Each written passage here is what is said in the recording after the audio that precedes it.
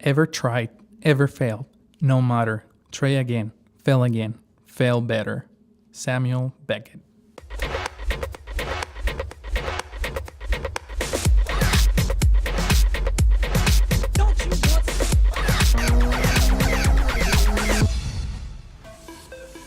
Hey hustlers, Christian here, host of the Hustle Show. Thank you so very much for tuning in to today's episode 19. I'm so excited and thrilled and very grateful to have you here and that you're joining me again, sharing another entrepreneurial story that I just can't wait to share with you, because today's guest is Robin Behrstock, and she is the founder of multiple companies. She started a copper mug business and grew it in 3 years to 3 million in sales, which is amazing. She loves to inspire other entrepreneurs, and that's the number one reason why I wanted to have her on the show, because she shares the same vision as the Hustle Show.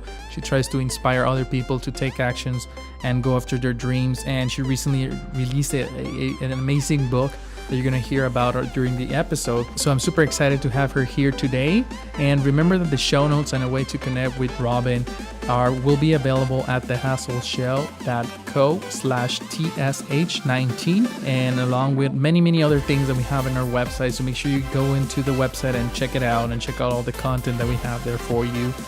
And before we jump into the call, make sure you hit the subscribe button right now, as when you subscribe to the show, you will tell iTunes and YouTube that the show is worthy of your time, and it will allow other people to find the show easier and for me to reach and motivate a lot more people. Okay, so I hope you subscribe to the show, and without further ado, let's jump in the call with Robin Behrstock. All right, hustlers, so in today's episode we have Robin. Welcome, Robin. Thanks. Hi. I'm super thrilled to have you here. I mean, your story, it's one of those stories that we love to share, and for other people to hear that, you know, all the amazing things that you've done, and hopefully motivate other people to take action as you did. Thank you. So I want to hear, I'm eager to start digging into the story, and I want to hear the journey that you had. I was starting businesses quite young.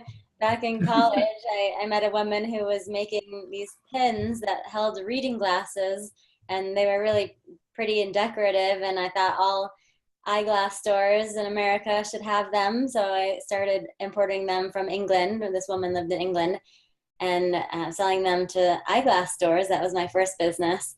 But soon I realized that it wasn't actually the best product, because when you had glasses hanging on the pins, it would stretch the fabric and cause little holes. So I learned from that and moved on to another product. I came across a prototype for a bamboo Bluetooth keyboard and thought that was a great niche. So many people want less plastic in their lives, and there's not so many environmentally friendly electronics on the market. So I started a Kickstarter campaign and raised some money to bring that to market, and expanded the product line to other environmentally friendly electronics and accessories. But after a while, realized that product line wasn't the best either, because bamboo, while it's really environmentally friendly, it's not the most stable material. So we had a lot of issues with the bamboo warping and breaking, and way too high of a return rate. So I continued to run that business until my next business took off and just wasn't worth the time anymore. But about 5 years ago, I got the idea for my last business, which was the first successful business I launched. And I had a drink out of a copper mug, a Moscow Mule, and back then they weren't popular, but now it's a pretty popular drink, and everybody likes to drink a Moscow Mule out of a copper mug. And at the time, I'd never seen it before, and I thought so many more restaurants and bars and people could have copper mugs. And I did some research and saw that nobody else was selling them. So I used some networks that I had. I had worked for a company that was importing hunting equipment from overseas, and I was part of a LinkedIn group for importing and exporting, and I just posted a message asking who could manufacture copper mugs, and I got some responses and ordered some samples and built a simple website, started marketing, and imported just 100 copper mugs at first and sold them on Amazon, and they sold within days. So that was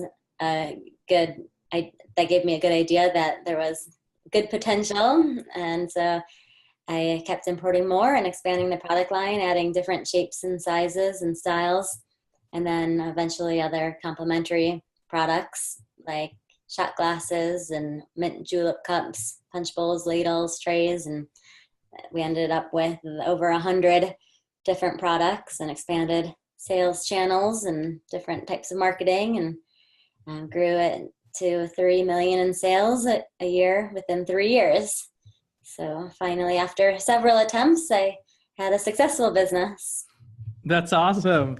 That's exactly what this, what the Hustle Show is all about. I mean, sharing the journey and being honest that, most of the times the first business that you try is not going to be the one that is going to blow up, but that doesn't mean that you stop trying. I mean, you kept going and you kept trying, and not because they were not successful, you gave up. Yep, all those not so successful businesses were learning experiences that were key to eventually having a successful business. Yes, and that's something that I tell a lot of people. I mean, you learn something, so the next project is a little bigger, and then you learn something, and then the next one is bigger. By the time that you hit the mug in, the mug niche, I mean, you had a lot of experience already, and you knew what worked and what didn't work. Somewhat. There's always more to learn. Right. Yeah. I mean, it's always. I don't think you ever finish learning, to be honest with you. Right. Not at all. So how were the first 6 months when you started your mug business? How was that like? Well, I was lucky to have a full-time job that I could do from home. And so I kept that full-time job for the first 6 months so I could continue to pay the bills.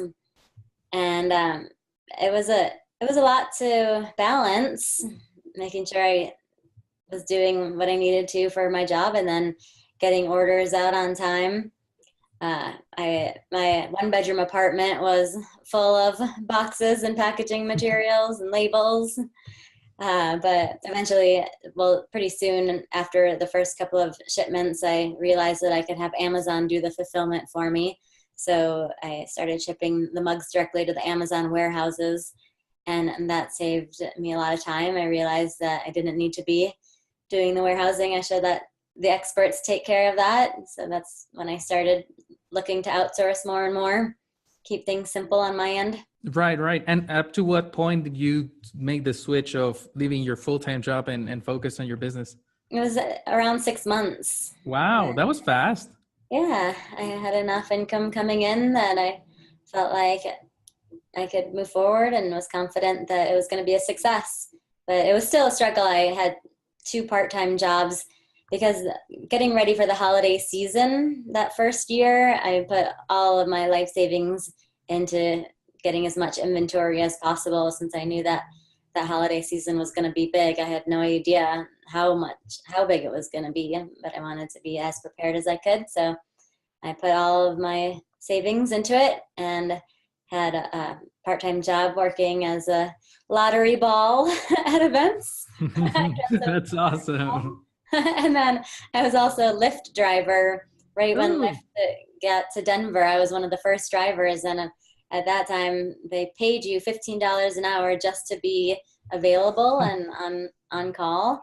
So I would be working on my computer getting paid $15 an hour, and then when I would get a call for a ride, I just jump into my car and go take somebody somewhere. And That's once awesome. it started getting really busy, then I didn't want to do it anymore. I did Uber for a few months too, but here, I mean, it's a small city, so there's not a lot of demand. So you spend a lot of time just waiting for the call. But that's so cool. I never heard that they were paying just for you to be, ready to jump in the car. Yeah, at the very beginning. They didn't want to know that you weren't already in your car. Right. They wanted you to be in your car and ready, but my car was right outside the door, so I was still ready. So you were basically building your business while waiting for a call from Lyft. Yeah. I love that. That was so cool. And did you, when you were investing all this money on shipments, and I mean, because you were basically investing in inventory so that you could sell it, did you have any doubts that you could sell all that merchandise? Any fears? It was scary, but I think it was a calculated risk because of how quickly the first 100 mugs sold and how little competition there was at the time. So I was pretty confident that I was making the right decision to put all my life savings into it, it just because I had that data from proven sales results. So after you basically we can hear your buddy. Um, After the 6 months, you left your job and then you kept going, you kept going. Up to what point did you hire anybody else, or was it's been always you? I've hired a few different employees over the years. First, it was an intern. A friend of a friend said she was interested in learning about what I was doing, and she had a full-time job but offered to help when she could. So very part-time, my first employee. She was great, but then I needed more than just part-time. So I hired a full-time employee, and she was totally virtual too. She could work anytime and any place. And then I hired a second employee to help with the engraving operations. We got an engraving machine and started doing a lot of customization. That's So awesome. So you were basically running a super lean startup. I yes, mean, very everybody, lean. yeah. Everybody could work whenever they want. The woman who did all the engraving, she had a baby and she could take her baby to the office and the baby could sleep, or she could breastfeed while she was waiting in between the mugs while they were getting in the machine getting engraved. That's awesome. That's so cool. I mean, I'm inspired by your story, but you were trying to helping other women, and you were trying to inspire them and teach them while you were building the business, the Amazon business. So it's so cool to hear all these stories, and then I guess that transition into a new adventure for you, right? You went to Radius Partnership, is that Yes. right? So Uh-huh. how did that came out to be? Well, after 3 years of growing my business, I realized it was not what I wanted to be doing forever.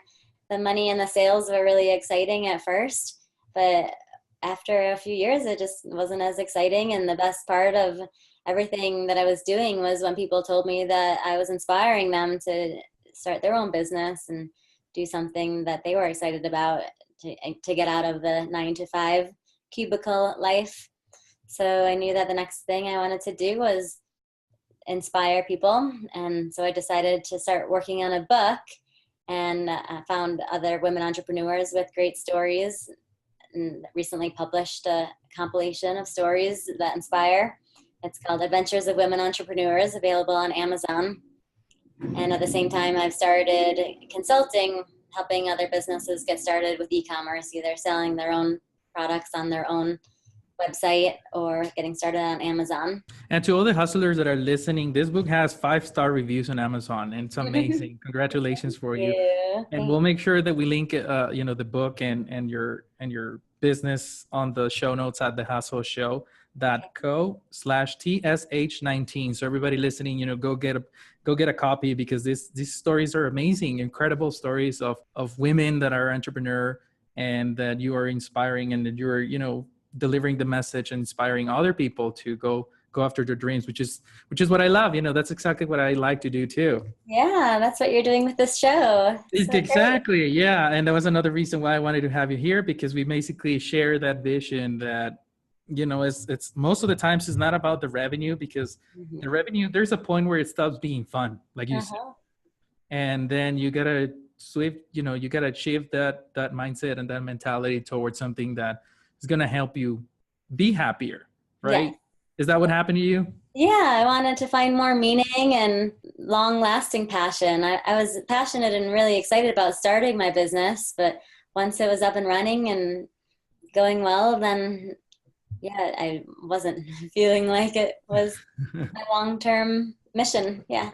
Cool. So how did the idea for the book came up? I was at a women's entrepreneurship conference at Amazon, and I heard a woman speak. Her name is Marla Beck.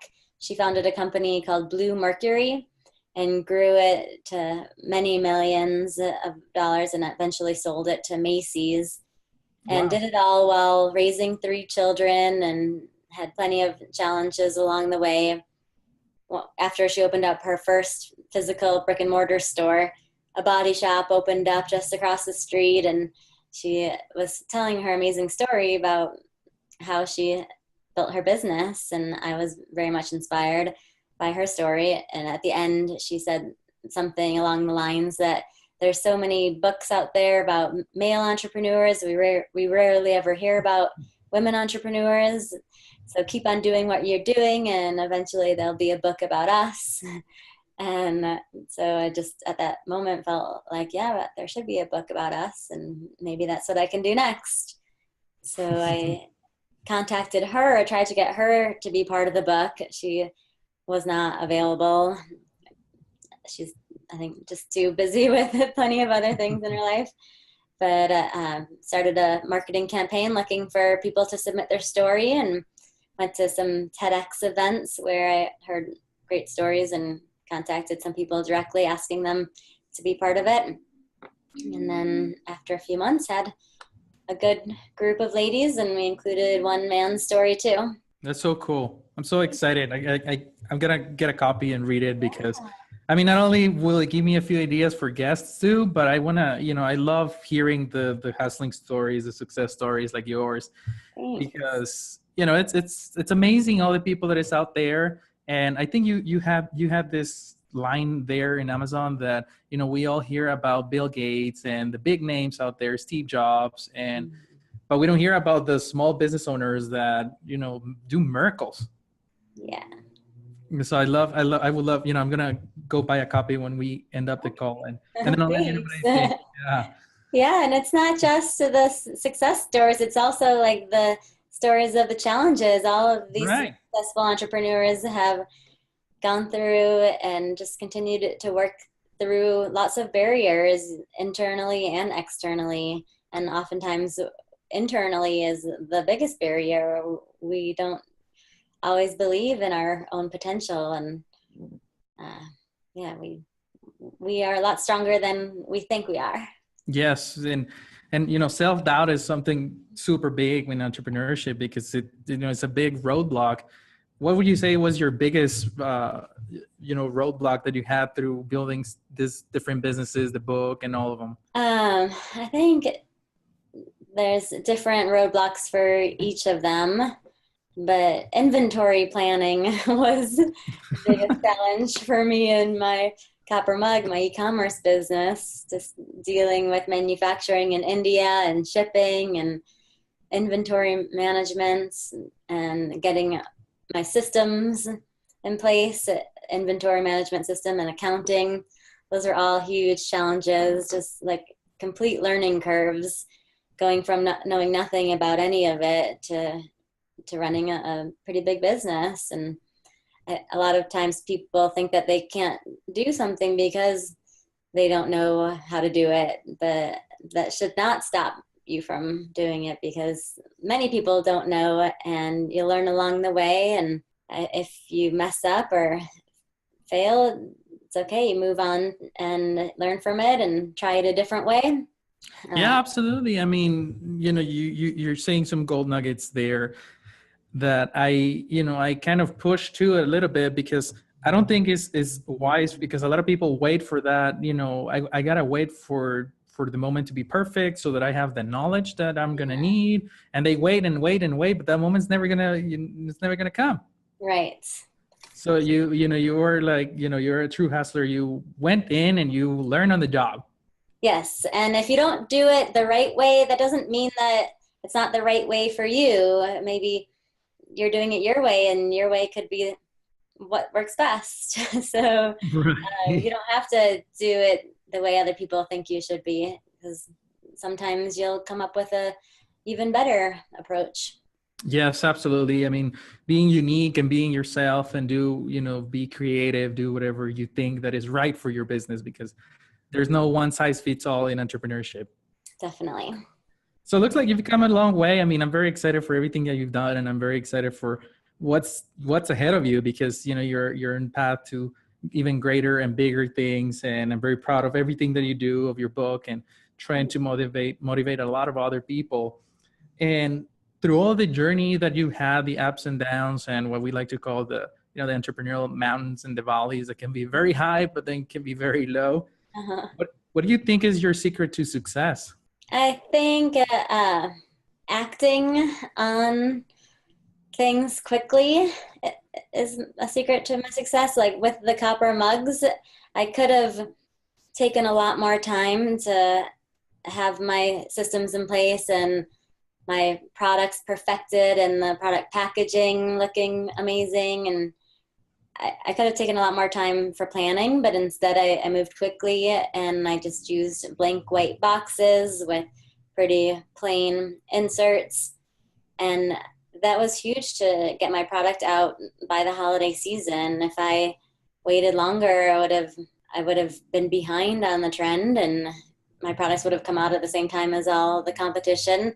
But instead I was ahead, and that was a huge key. I don't like to procrastinate. I think if you have something difficult or daunting, the best thing is just to take care of it as soon as possible. And Yes, that's absolutely right. I mean, just procrastinating and like I said, waiting for that moment that will never come is just burning, your energy and time on things that are not going to do any good.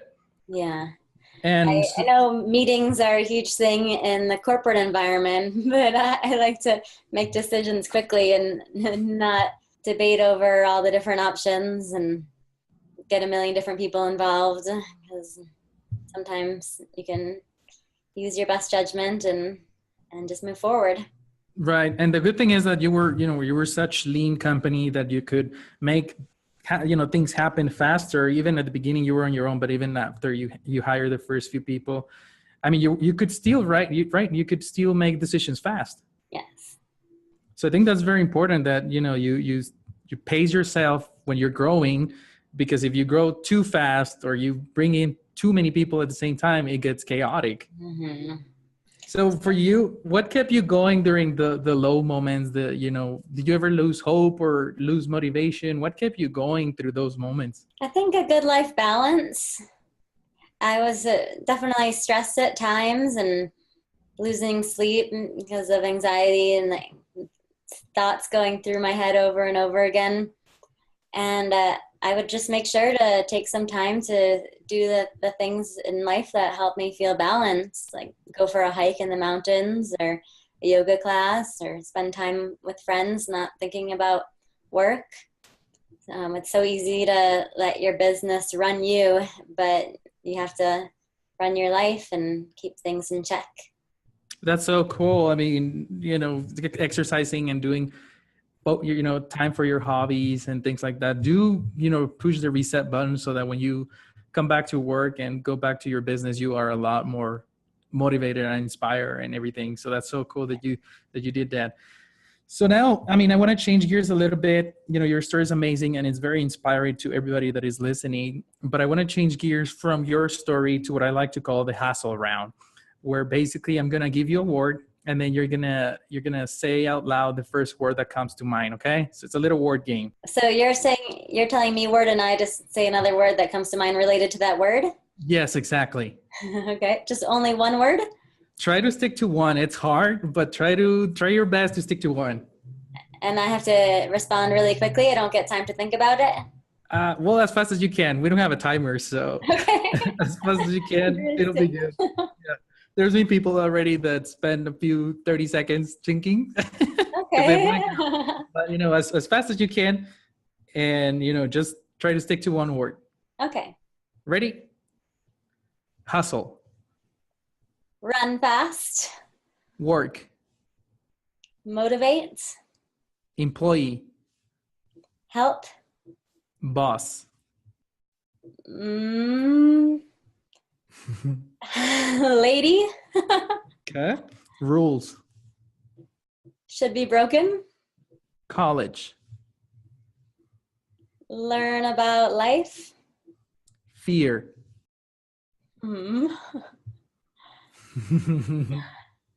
What comes to mind? I can't think of something for fear. Okay, we'll skip that one. Weakness. Challenge. Strengths. Exercise. Motivation. Hustle. And last but not least, books. Learning. Awesome. You did I pretty think well. I'm very creative with my responses. Yeah, you were. I No, love I was not very creative. The only one that we missed was fear, but everything else was good. Thanks. All right. So to all the hustlers that are listening to us right now, is there any motivational hustling quote that you can share with them to inspire them to either leave their job if they're on the fence trying to decide, or maybe they already started a business, but they're not at the point where they want to be yet? Is there anything that you can tell them to motivate them and to help them to keep pushing towards their dream?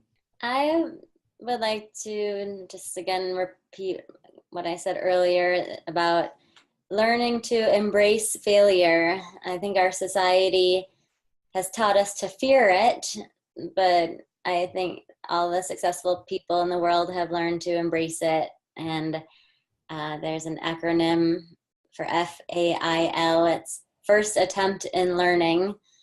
So try something. You don't have to quit your job. You can start it on the side and see how it goes. And once you see that there's demand and potential, then keep on taking steps towards making it a reality. And set goals and make them achievable and celebrate each time you achieve it. Awesome. I love that. That is so good. And, hopefully we get a lot of people inspired, and we get a few emails from this episode, that we inspire people to, just start tomorrow, whatever it is, just start tomorrow. Don't wait. Yes. Awesome. So before we leave, is there any way that people can connect with you and follow what you're doing, or, get in touch with you? Sure. Yeah. I have a few websites. There's radiuspartnership.com. You can send me a message from there. And also we have a website for the book. The book is called Adventures of Women Entrepreneurs. And the website is awebook.com. And you can contact me through that website too. Awesome. And like I said, we'll make sure that we put those links and the links to the book at thehustleshow.co/TSH19. So everybody that is listening, just go there and, get a hold of Robin and go get her book. It's, it's inspiring to see all these stories in one place. Thanks, Christian. Well, I really wish you the best of success. I'm very happy and very grateful to have you here today on the show. It was a very inspiring episode. I hope everybody that is listening is just, thrilled like me right now. And, I wish you the best of success. And again, thank you so much. Thanks so much for having me. And I wish you the best of success too with your business. I'll definitely be ordering my next batch of matcha from you. All right. So there you have it. The story of Robin Behrstock and her journey through all the attempts of business failing and succeeding. And it's just inspiring. I hope she inspires you to take action and to start your side hustle, or to keep growing your side hustle to the point where you can make the flip and just focus on your business full time. Okay. So if you haven't done it yet, make sure you hit that subscribe button right now. And I hope you tune in to next episode, as we will have another amazing story for you. Okay. Keep hustling. Guys, thanks so much for tuning in to the Hustle Show audio experience. I hope you enjoyed today's episode. And even if you didn't, make sure you subscribe to the podcast right now. It's still free. Visit thehustleshow.co for all the show notes and to watch the video experience of this episode. We'll see you soon.